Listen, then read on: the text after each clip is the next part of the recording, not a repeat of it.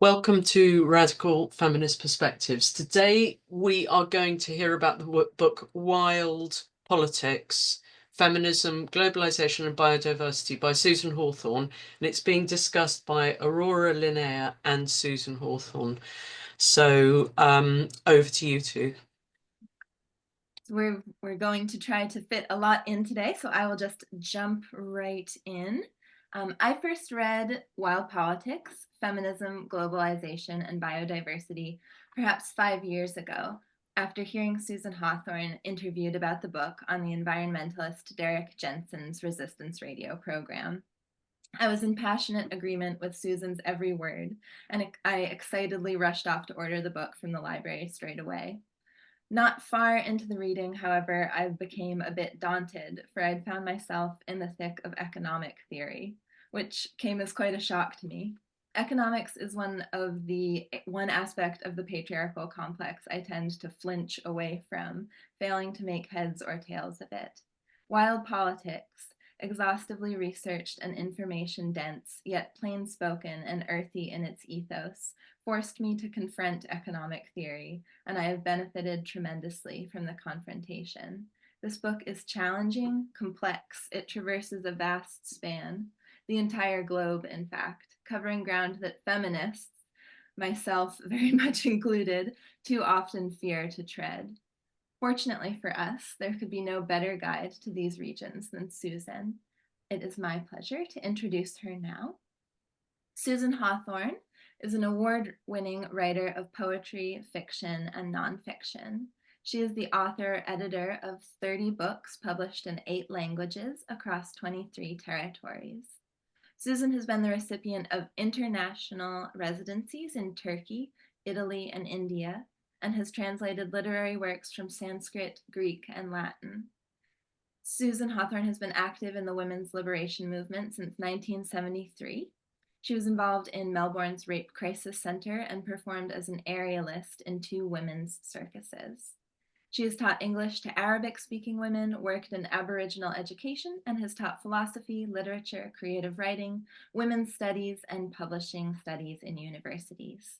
She was adjunct professor in the School of Humanities at James Cook University, Townsville, for many years. With Renata Klein, Susan established Spinifex Press in 1991, which continues to be the world's foremost publisher of radical feminist literature. So, Susan, to ground this conversation for this feminist platform, in Wild Politics, you call economic globalization, quote, an extreme form of masculinist domination. In other words, this system is, in essence, a problem of patriarchy. To set the context for our discussion, could you tell us first of how your critique of globalization fits into or draws from a radical feminist analysis? Thank you for that introduction, Aurora. So critiques of globalization need radical feminist input because otherwise they become like nearly all other political theories and simply leave out women. Women as a group are the most severely affected by globalization. Just a few examples. Women's contribution to farming and seed saving is critical. In areas where machinery is not the basis of farming, most of the world's farmers, when I wrote the book, women are the backbone, and their work is ignored. In the fishing industry, the non-industrialized fishing and shore gathering by women keeps many families alive, and this work is ignored. In the production of electronics, it's women who do the disproportionate amount of work that makes the industry viable. Imagine a production line of male fingers doing the fine work that women do, and this work is ignored. Women are also central to the production, sadly, of pornography and the provision of prostitution. That is, they are the victims of it. A huge global industry, even bigger now than in 2002 when I wrote the book.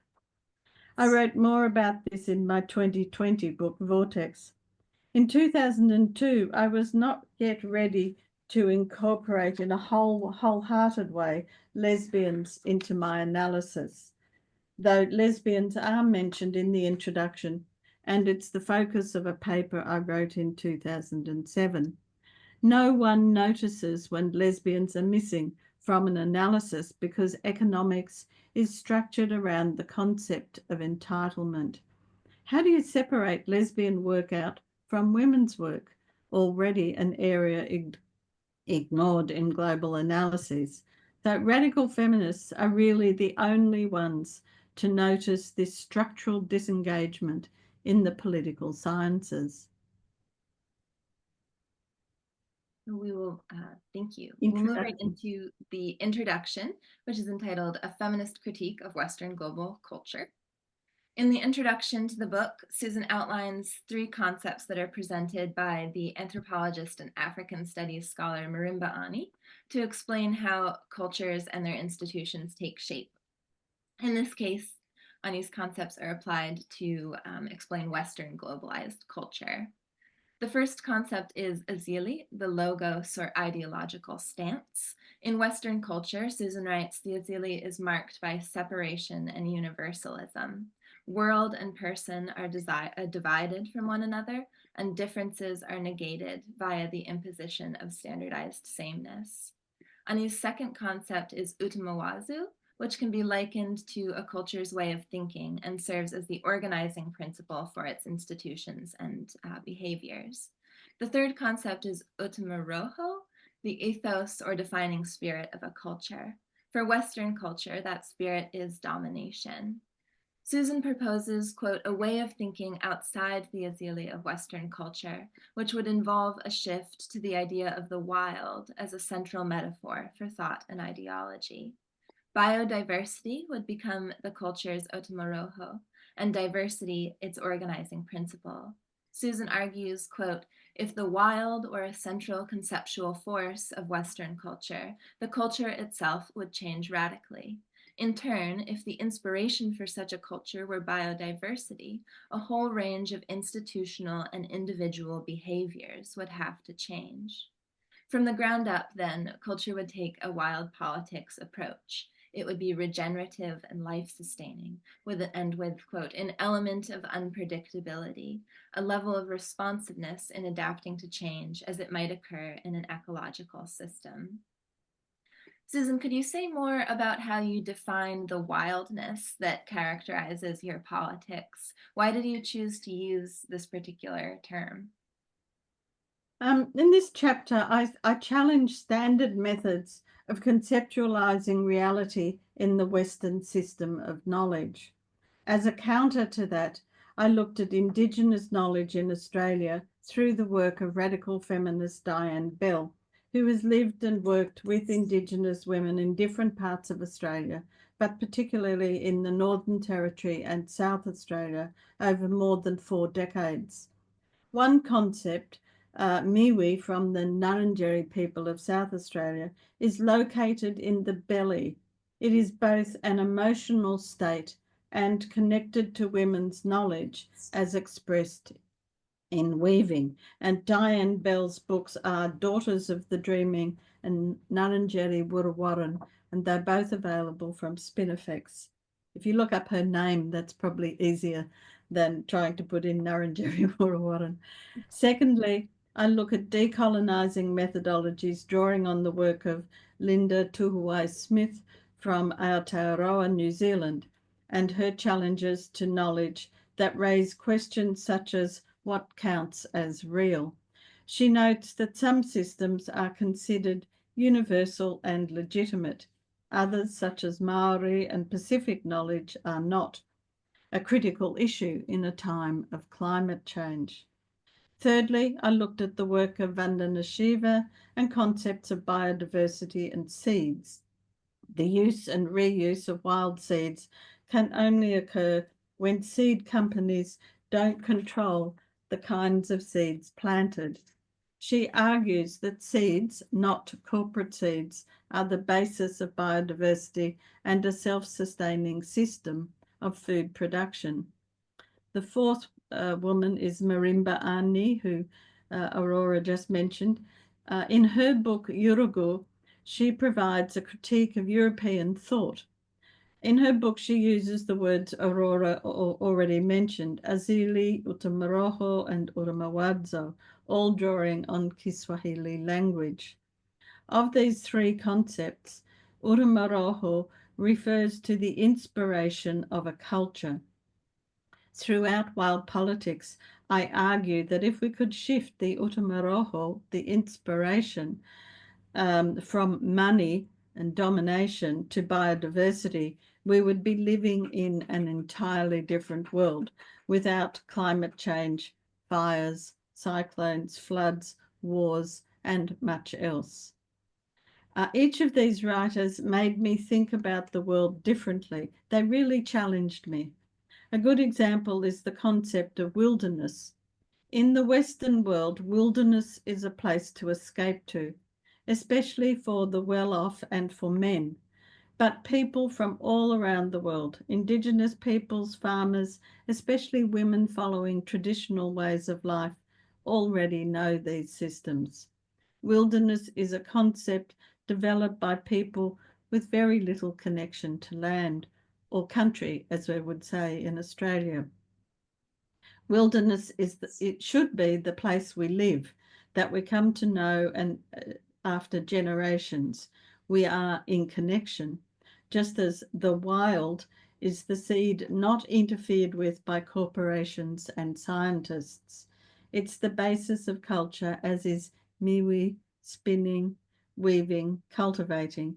I argue that radical feminists are at the wild edge of global and local politics.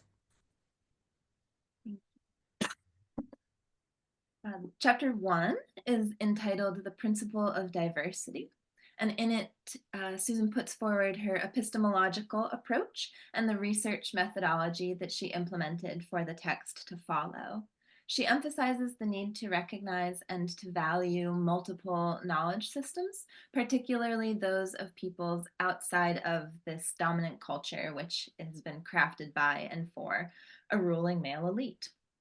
She argues for a multiversity of knowledge rather than a homogenizing universalism marked by what she calls dominant cultural stupidities, which are the limitations that result from never having to consider the consequences of one's own actions or to take seriously the viewpoints of people and groups outside of one's own circle.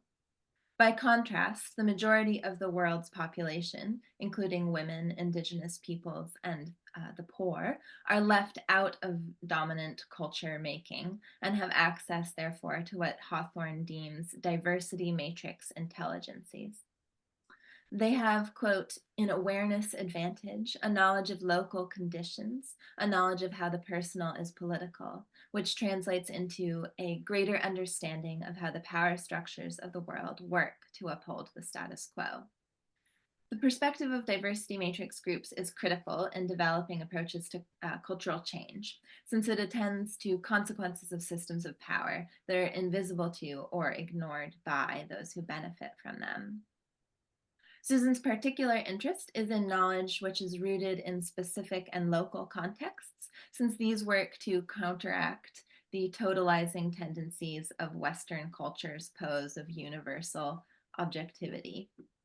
This false objectivity is celebrated and indeed mandated within the West's institutions of knowledge production, with the effect that grounded bioregional or place-based understandings are excluded from what counts as knowledge. This exclusion legitimizes the spread of dominant culture ideologies that is then enforced through globalization. So in this chapter, you identify dissociation as the defining quality of the Western system of knowledge. What does this dissociation entail, and how does it lead to universalism? And how does this dissociated universalism contribute to maintaining globalized oppression and exploitation?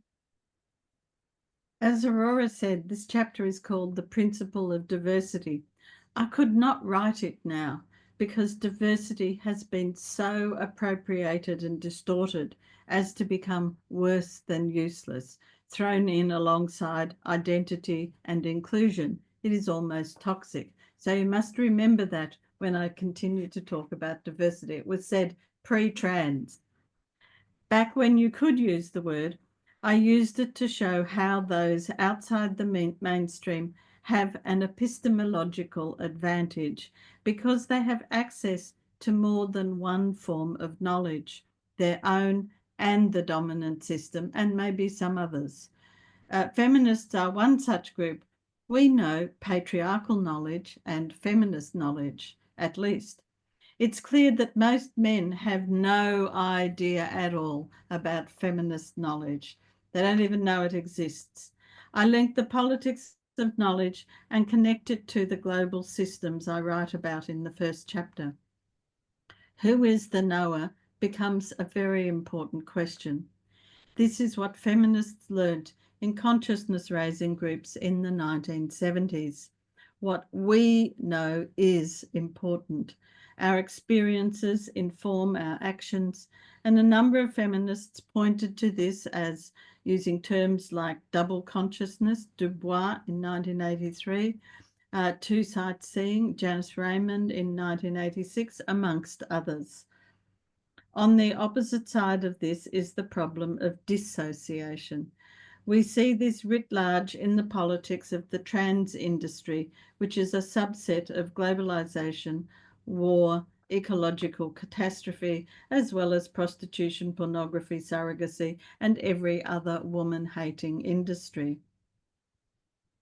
Whoops, lost my spot. My counter to this is to foster associative thinking and to engage with what Dorothy Smith called underground sources of intellectual power and assertion. She wrote that in 1978, just as these days Feminist Perspectives does as part of WDI.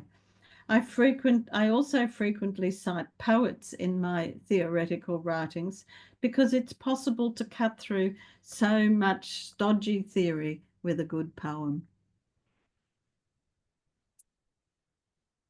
To move on to chapter 2, which is entitled Power and Knowledge, Global Monotony or Local Diversity. This chapter examines the different forms of power used by wealthy nations, transnational corporations, and their supporting institutions to maintain global dominance and squelch diversity in favor of profitable hegemonic homogenization.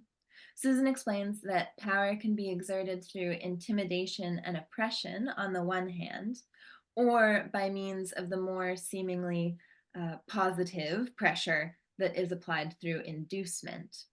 Violence is the most obvious method of oppressive and intimidating power wielded by the powerful against members of the diversity matrix. Economic pressures as well as sociocultural pressures to conform to the dominant model would be other examples.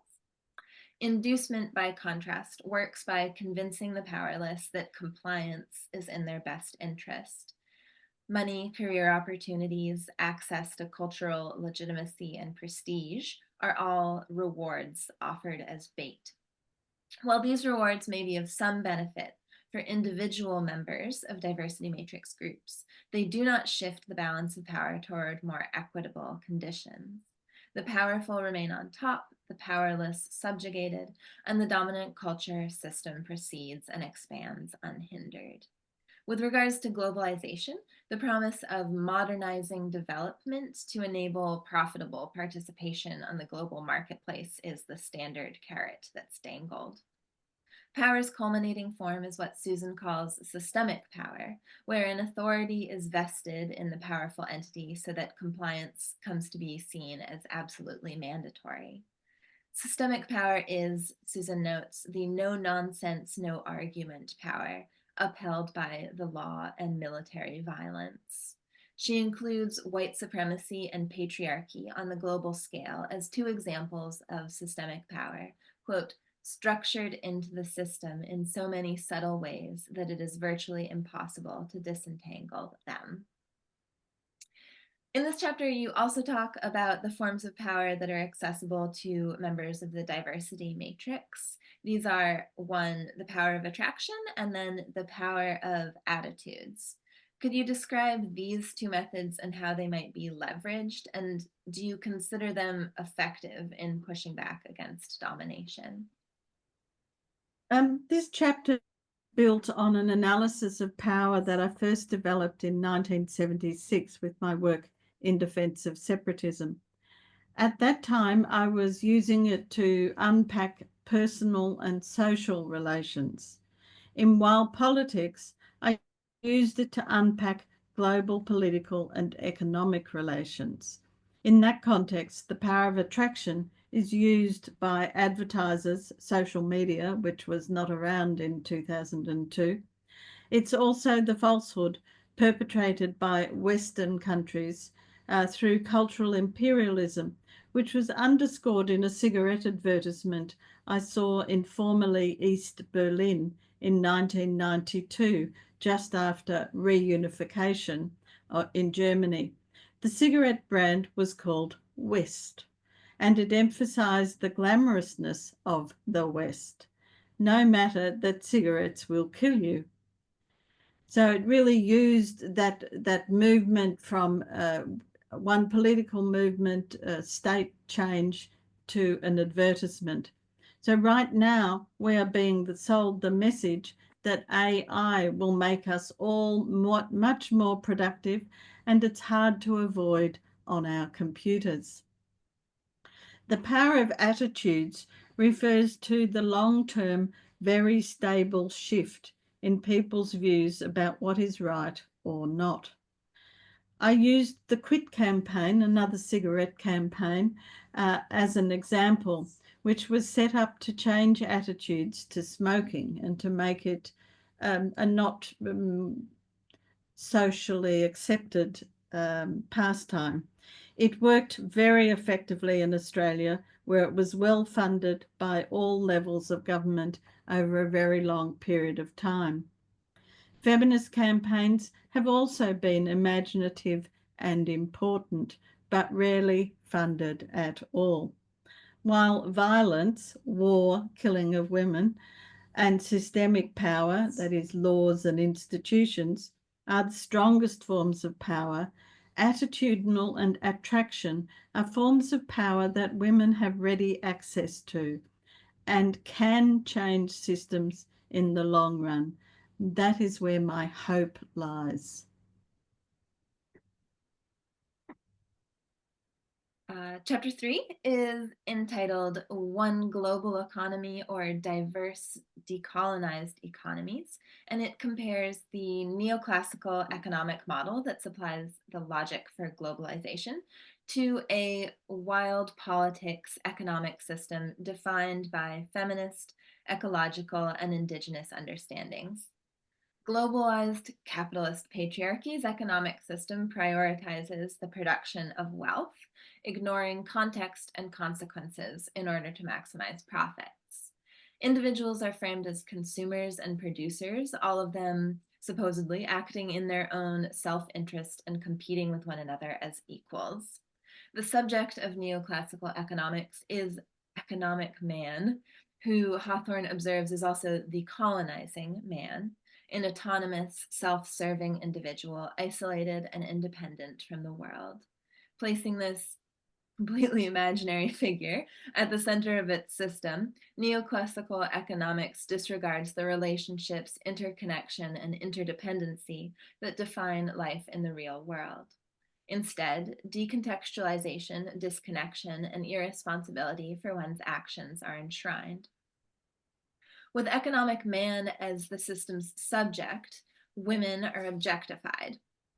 They're ripe for commodification as low-wage laborers, as in Mexico's post-NAFTA maquiladoras, or as bodies for sale in the prostitution and surrogacy industries.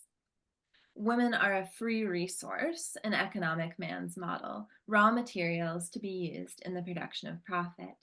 Indigenous people and their knowledge bases, along with wildlife, plants, the land, and human and non-human bodies, are likewise imagined as free for the taking. In Chapter 3, you look at how women have been excluded from the global economy, whether because they are the products rather than the producers, or because their subsistence-oriented and domestic work, quote, the aim of which is life rather than the production of capital, as you say, is unpaid, hence uncounted. You write that there is a liberal feminist solution to this problem of women's exclusion and a more radical one. What are these two solutions and how do they differ? The liberal feminist solution is to gender mainstream. That's their first move. That covers many different ways of getting into the economic system. Some examples include women on boards of large corporations, women as prime ministers and presidents and into parliaments. These two only benefit a small number of women, though they can push policies to benefit more women, but only if they have towed the line sufficiently to get into these positions.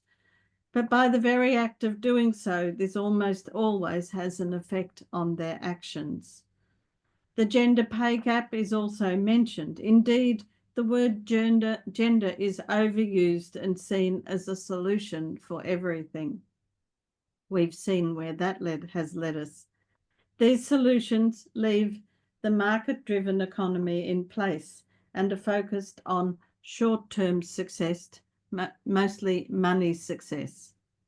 So what I argue for instead is a complexity economics, and I draw on the work of feminist economists, especially Sabina Hara. She has a long view, a very long view, not next year, not 3 years, not 10 years, of sustainable society. She writes, quote, "In ecosystems, no part of the whole is unimportant. It's about interconnectedness."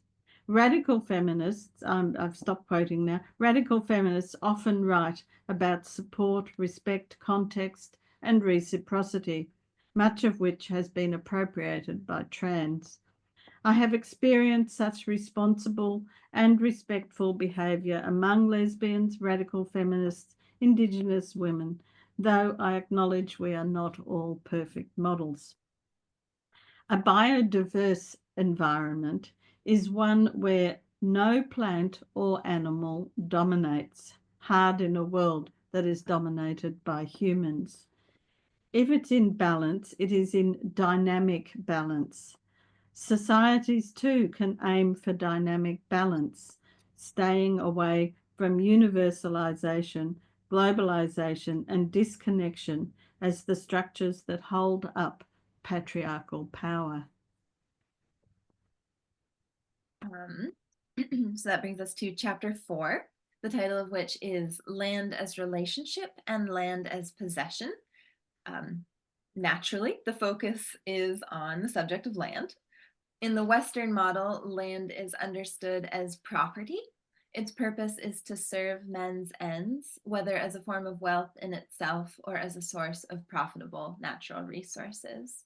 Susan links the concept of land ownership to 2 European phenomena: the enclosure movement, wherein the wealthy appropriated privatized and fenced off lands once shared as commons by peasants, and the scientific revolution of the so-called Enlightenment, characterized by mechanistic reductionism.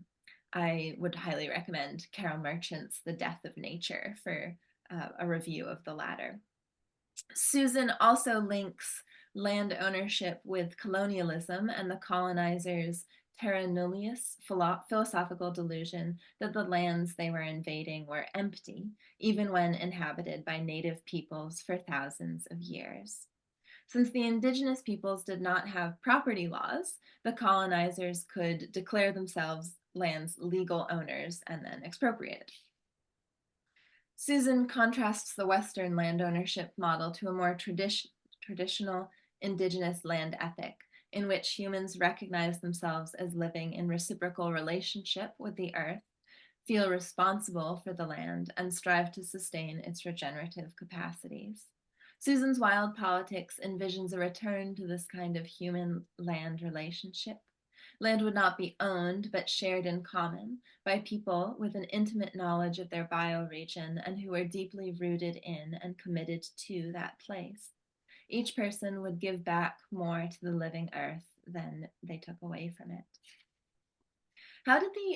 Susan, how did the idea of land as property become embedded as the premise for the Western understanding of man's role in the material world as master, or the nature of his relation to it as one of possession? The big question in this chapter is land as possession or land as relationship.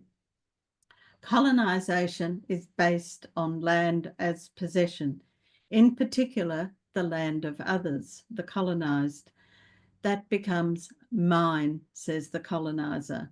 If it is mine, I can do whatever I want with the land. I can farm it using methods and plants unsuited to the environment. I can mine it for the resources beneath the surface. In both cases, I can take them away to other places to export them. I can own the people who live there or exploit them as slaves, indentured workers, or badly paid workers. When land is a possession, you don't even have to live there or see it. Various monarchs have done this and continue to do so. If you have investments such as a pension fund or superannuation, you might not even know that you own land or where it is, and yet still profit from it. You can literally be irresponsible. Land as relationship works very differently. Both Mary Daly in Gynecology and Susan Griffin in Woman and Nature, both published in 1978, and many other ecofeminist theorists have recognized the connection between women and land. Think of expressions like the rape of the earth. Feminist theorists move beyond land as an instrument for profit. Among Indigenous women, the connection is inextricably tied to themselves, their body, their world.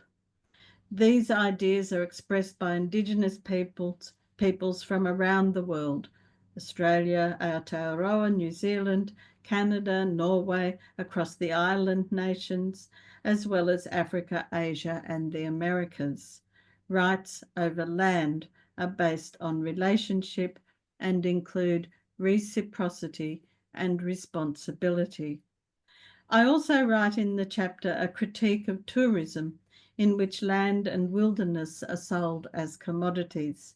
And at the other end, I explore ways in which women have created urban land as wild spaces, giving examples of these in Germany, Japan, and New York. Chapter 5 then is titled Farming, Fishing, and Forestry from Subsistence to Terminator Technology. And it discusses how globalization has warped 3 different industries, namely farming, forestry, and fishing. In all cases, the Western model enforces a monocultural cash crop approach directed towards the export of basic essential materials at lowest possible costs to industrialized nations. The consequences for the earth and the people alike are disastrous. As Susan quotes Vandana Shiva, the imposed model brings, quote, debt for farmers and death for ecosystems.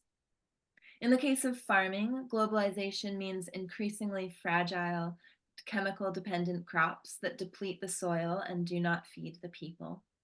Clear cutting is the Western way of forestry, with wild, diverse woodlands converted into monoculture tree farms for maximal utility and ease of management, meaning control. With regards to fishing, Susan describes how technologized, violent, and wasteful fishing methods are obliterating marine life. Technology, and specifically biotechnology, is central to the globalized approach. Examples here would include GMO crops, aquaculture or fish farming, and intensive animal breeding to develop more expertly commodified strains of chattel. By contrast, traditional and indigenous methods of farming, forestry, and fishing are geared towards subsistence rather than surplus and profits. They also prioritize the maintenance of biodiversity.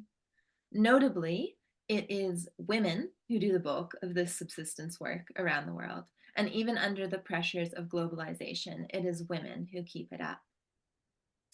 You detail a number of fascinating examples of women's traditional methods of taking nourishment from the land as alternatives and sometimes direct challenges to Western monocultures. By maintaining these practices, women are positioned as the natural defenders and sustainers of biodiversity. Could you briefly outline one of these examples for us?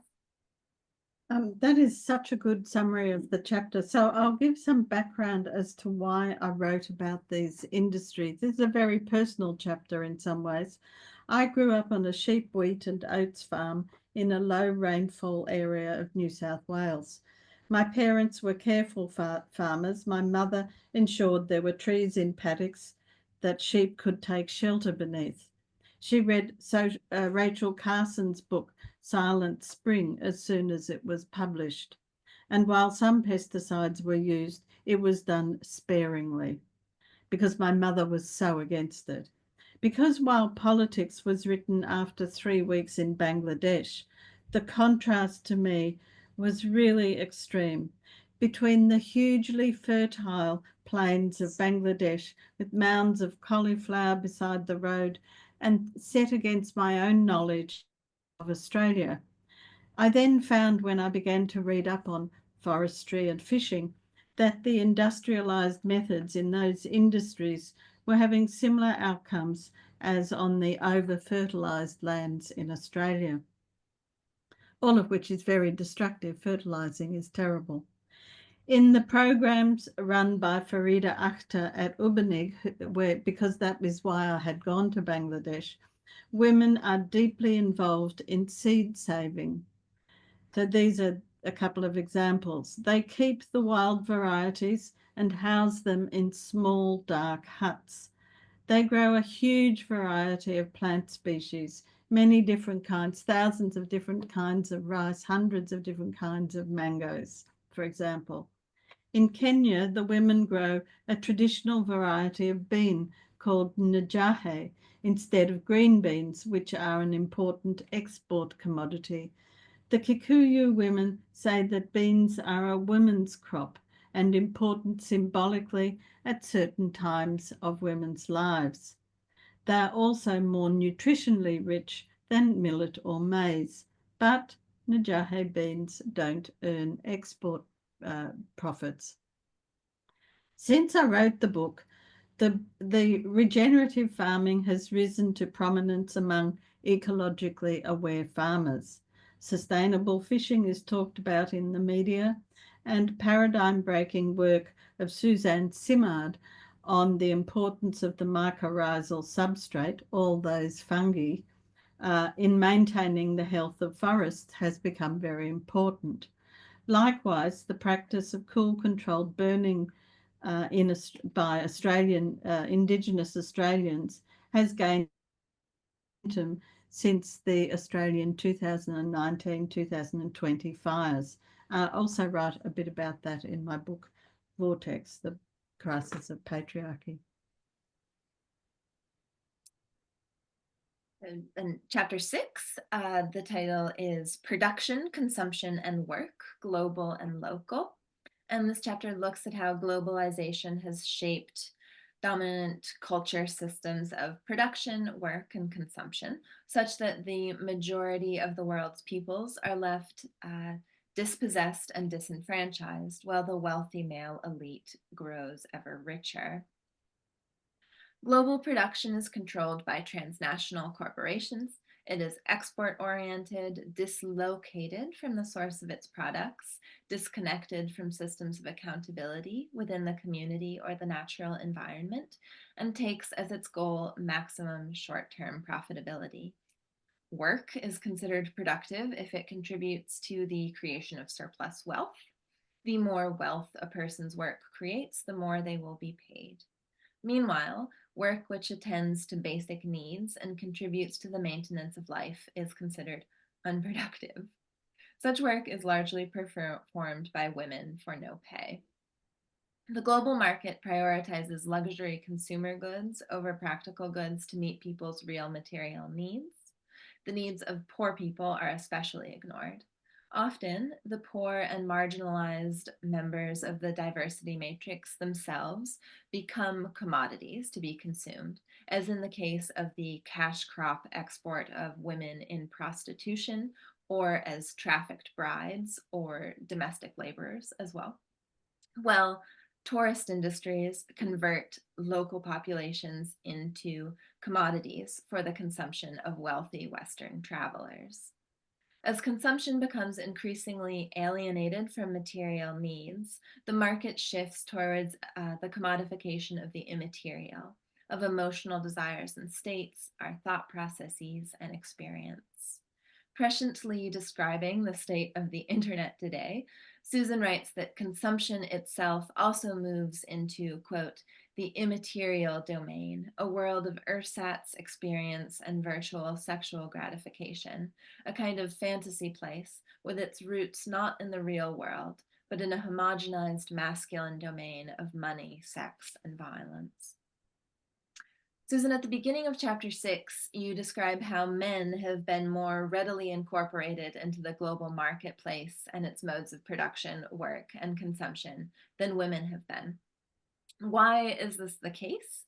And what does it say about the relationship that exists between patriarchy and capitalism?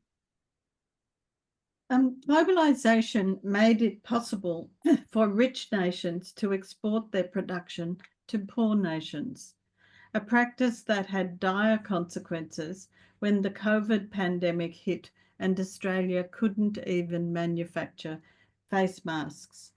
Just as farming, fishing, and forestry are controlled by profit and big money, so too the never-ending drive for endless growth and productivity and out-of-control consumption. Export became a panacea for struggling economies. Among the victims are the women working in export processing zones. Ursula Beeman made a video documentary about the high level of violence against women and the murders of women in the maquiladoras of Mexico. They were disposable women killed and prostituted, all of which can be linked to industrialization, militarization, and the accumulation of capital, all markers of patriarchy and capitalism. Men are drawn into this economy because it advantages them. They get access to cigarettes, alcohol, petrol, and women.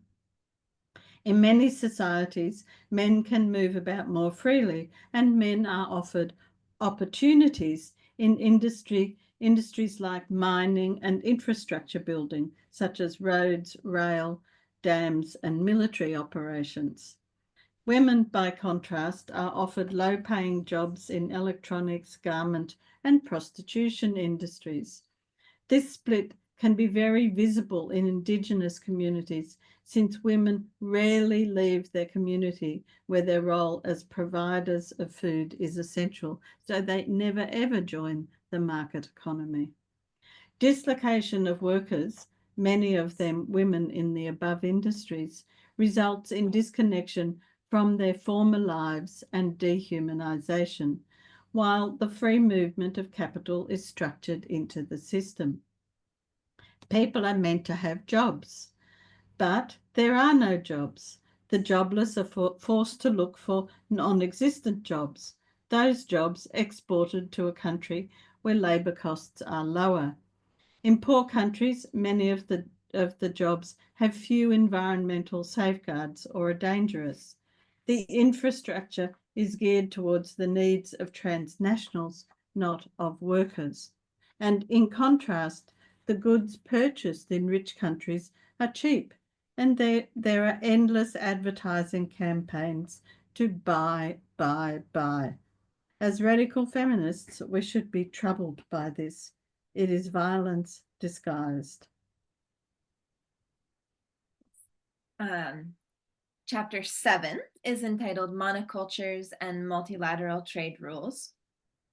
And the principal focus is what Susan calls bioprospecting, corporations' pursuit of natural resources of potential commercial value, for example, medicinal plants that could be used in the production of pharmaceuticals. This type of research often involves tromping onto indigenous peoples' lands and extracting their knowledge of local life forms. What the corporations learn, they patent as their own intellectual property. Susan reviews the history of patents, which she sets parallel to the history of colonialism, mechanistic science, and industrialization. Patents and intellectual property rights are geared towards protecting the wealthy and the powerful, not those they exploit. Susan explains how even trade agreements with the stated aim of making bioprospecting fair rarely provide meaningful benefits or protections to the communities whose knowledge and resource base is being harvested. She raises the notion of consent here, questioning it along the same lines as feminists criticize consent as the key metric for ethical sexuality under patriarchy. Consent is invoked when there is a marked power difference between two parties. What it does is absolve the powerful of any accusations of wrongdoing while giving the powerless a false sense of control, but the power difference remains intact. When diversity matrix communities targeted by bioprospectors consent to even the fairest intellectual property trade agreements, by conceding to the authority of transnational powers, they lose their sovereignty and are drawn into the parasitic globalized economy. This becomes most grotesquely obvious when the biological material being patented is the stuff of people's own bodies, as in the case of the Human Genome Project and Human Genome Diversity Project. Susan compares the fragmentation and privatization of the body by these initiatives to the privatizing enclosure of land. She writes, quote, "With the enclosure of cell lines and the subsequent patenting of their products, the body is fragmented. Money is paid not to the original self from whom the cells came, but to the new owners of the patent. Bodies and parts of bodies become saleable items. This process of biocolonialism reduces diversity matrix peoples to commodities while violating the integrity of life itself." And I'll let Susan just say a bit more about this now. When I started this project, I knew very little about economics. I knew even less about international trade rules. I was surprised when I became absolutely fascinated about how they worked. The interplay between colonization and the invention of patents, how ownership worked, how ownership in common shifted to private property. Ever wondered why so many Scots left Britain? Look no further than the Enclosure Acts passed between 1604 and 1914. That is, the building of fences. The ways in which patents continue to uphold and strengthen colonisation, fencing off common knowledge and privatising it for pharmaceutical profit. The shift of colonisation from the material world to the immaterial one through rules about intellectual property rights, abbreviated as IP.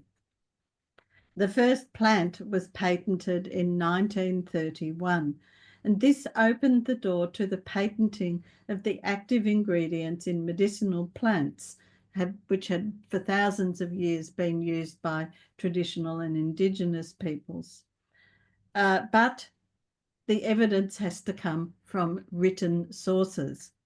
Vandana Shiva and others were able to do this in their 2001 appeal against the patenting of the neem tree because they had Sanskrit sources.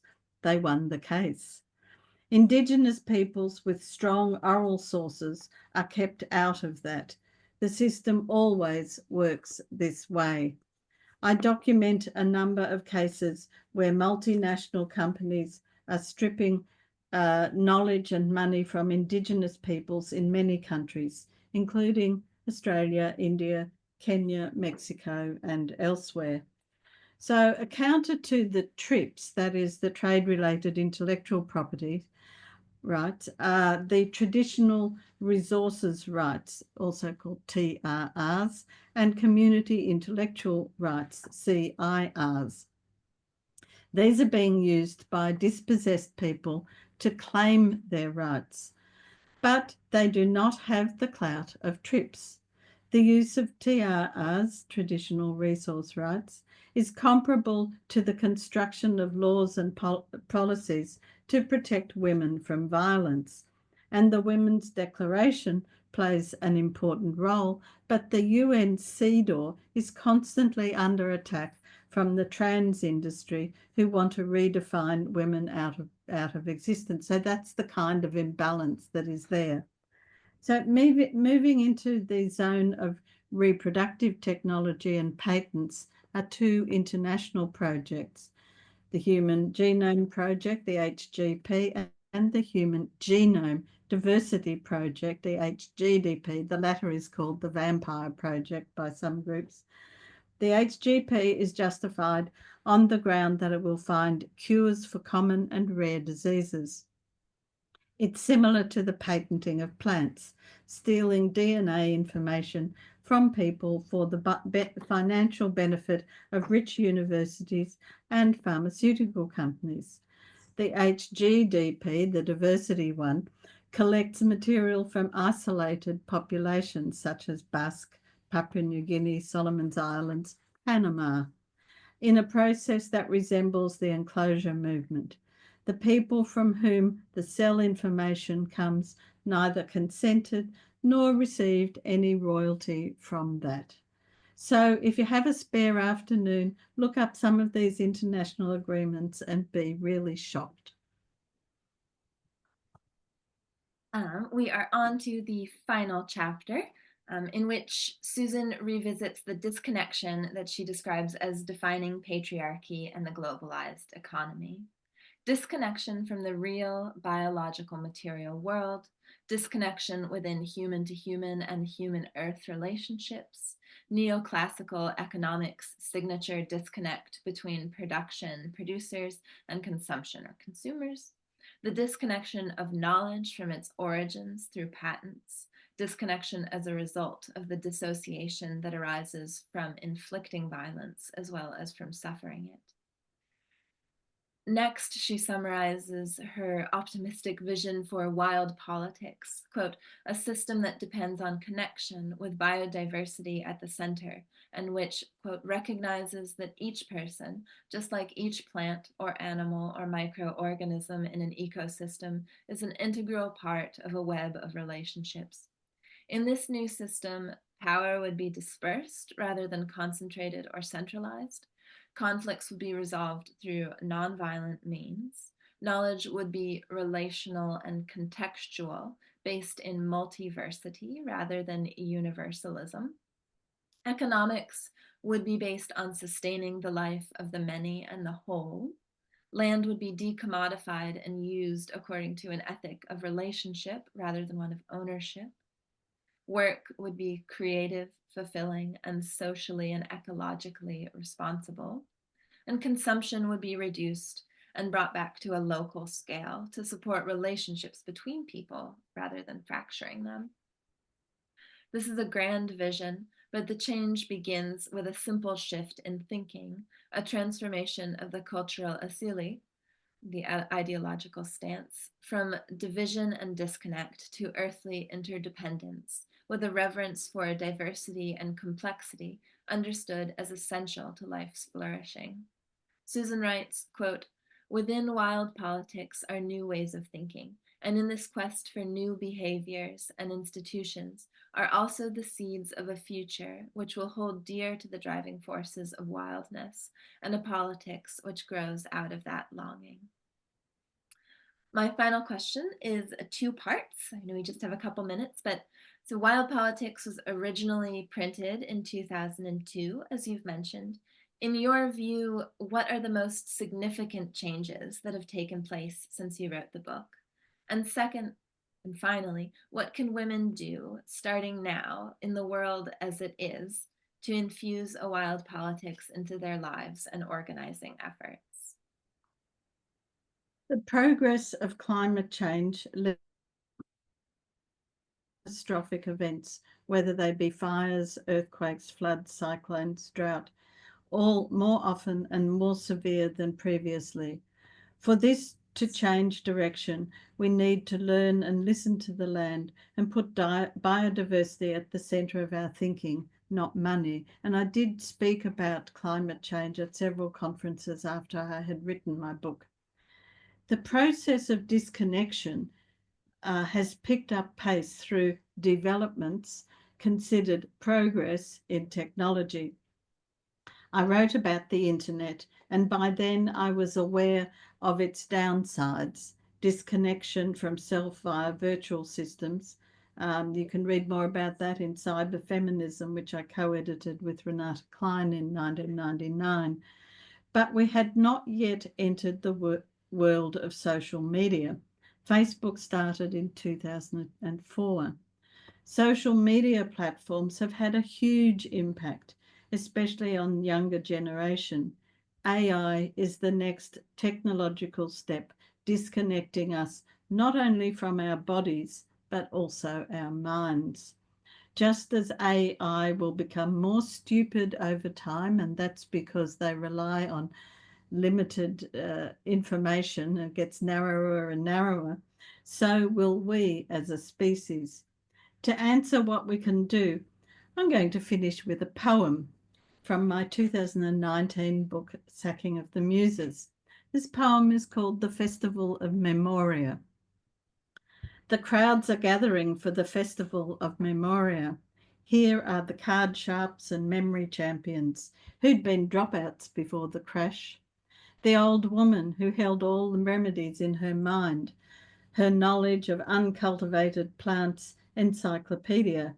She has created a collective of spinsters and invited the young healers to join.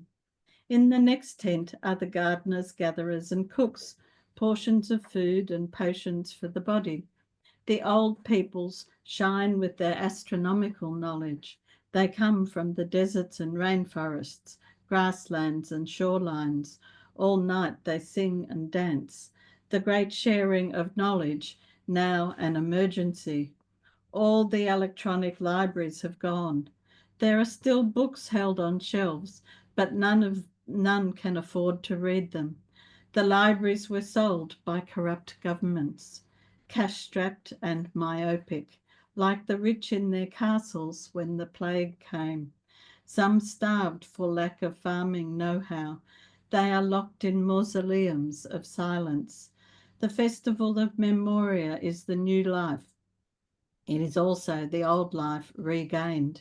Here are the keepers of Kipu, the chanters of Subhashitani, the knotters and singers, even the knitters and embroiderers of old memory patterns. Canvases are laid on the ground. Each takes her position and paints the world.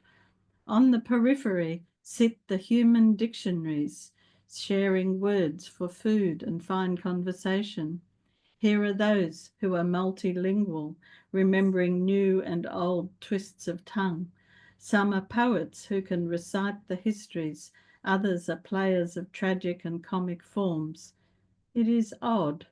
These days, all the old arts have returned. From the woodwork have emerged the reviled ones who keep them alive without reward. We live within the story.